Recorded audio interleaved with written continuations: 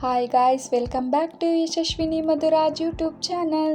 ಇವತ್ತು ನಾವು ದೀಪದ ಬತ್ತಿ ಸಂಪೂರ್ಣವಾಗಿ ಸುಡುವುದು ಶುಭನ ಅಶುಭನ ಅಂತ ತಿಳ್ಕೊಳ್ಳೋಣ.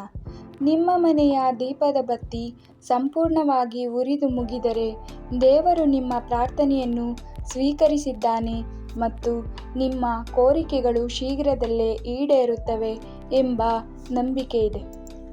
ಬತ್ತಿ ಪೂರ್ತಿ ಸುಡುವುದು ನಿಮ್ಮ ಜೀವನದ ಸಂಕಷ್ಟಗಳು ಅಥವಾ ನಕಾರಾತ್ಮಕ ಶಕ್ತಿಗಳು ಸುಟ್ಟು ಭಸ್ಮವಾಗಿದೆ ಎನ್ನುವುದನ್ನು ಸೂಚಿಸುತ್ತದೆ. ಆದರೆ ದೀಪವು ಬತ್ತಿ ಬಾಕಿ ಇರುವಾಗಲೇ ಆರಿ ಹೋದರೆ ಅದನ್ನು ಅಶುಭ ಎಂದು ಪರಿಗಣಿಸಲಾಗುತ್ತದೆ.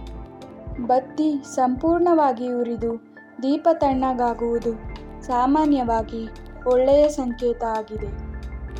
ಈ ವಿಡಿಯೋ ನಿಮಗೇನಾದರೂ ಇಷ್ಟ ಆಗಿದ್ದರೆ ದಯವಿಟ್ಟು ಸಬ್ಸ್ಕ್ರೈಬ್ ಮಾಡಿ, ಲೈಕ್ ಮಾಡಿ, ಶೇರ್ ಮಾಡಿ.